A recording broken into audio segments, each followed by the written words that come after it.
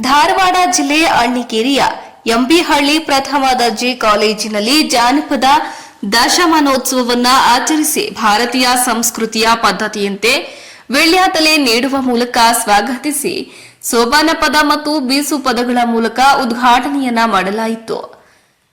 ಕನ್ನಡ ಜಾನಪದ ಪರಿಷತ್ತು ತಾಲೂಕು ಘಟಕ ಉದ್ಘಾಟನೆ ಹಾಗೂ ಪದಪತ್ರ ಪ್ರದಾನ ಸಮಾರಂಭವನ್ನ ನಗರದ ಎಂಬಿಹಳ್ಳಿ ಸರ್ಕಾರಿ ಪ್ರಥಮ ದರ್ಜೆ ಕಾಲೇಜು ಆವರಣದಲ್ಲಿ ಆಯೋಜಿಸಿದ ಕಾರ್ಯಕ್ರಮವನ್ನ ಬಿಸಿ ಕಲ್ಲು ಬೀಸಿ ಬೀಸುವ ಪದಗಳೊಂದಿಗೆ ಉದ್ಘಾಟನೆಯನ್ನ ನೆರವೇರಿಸಿದ್ರು.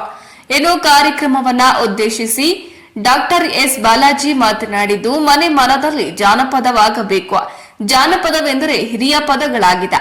ಆದರೆ ಇವತ್ತಿನ ಕಾಲದಲ್ಲಿ ಯುವಕ ಯುವತಿಯರು ಕಲಿತು ಪಾಲಿಸಬೇಕು. ಜಾನಪದಗಳು ನಶಿಸಿ ಹೋಗದಂತೆ ನೋಡಿಕೊಳ್ಳಬೇಕು. ಅಷ್ಟೇ ಅಲ್ಲದೆ ಊರಿನ ಮಠ ಮಂದಿರಗಳ ಕಾರ್ಯಕ್ರಮದಲ್ಲಿ ಜಾನಪದ ವಿಶೇಷ ಕಾರ್ಯಕ್ರಮಗಳು ಜರುಗಬೇಕು ಎಂದು ತಿಳಿಸಿದ್ರು.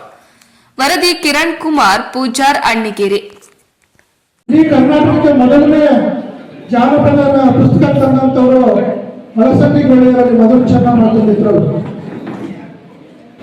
ಉತ್ತರ ಕರ್ನಾಟಕ ಭಾಗದಲ್ಲಿ ಅಲಸಂದಿ ಗೆಳೆಯರು ಜಾನಪದ ಜಾಗೃತಿ ಮೂಡಿಸಿದ್ರೆ, ದಕ್ಷಿಣ ಕರ್ನಾಟಕ ಭಾಗದಲ್ಲಿ ಜಿ. ಪರಮೇಶ್ವರ ಮತ್ತು ತೇಜೇಗೌಡರು, ನಾಗೇಗೌಡರು ಆ ಭಾಗದಲ್ಲಿ ಜಾನಪದವನ್ನು ಹೊಳೆಯನ್ನು ಬೆಳೆಸ್ತಾರೆ.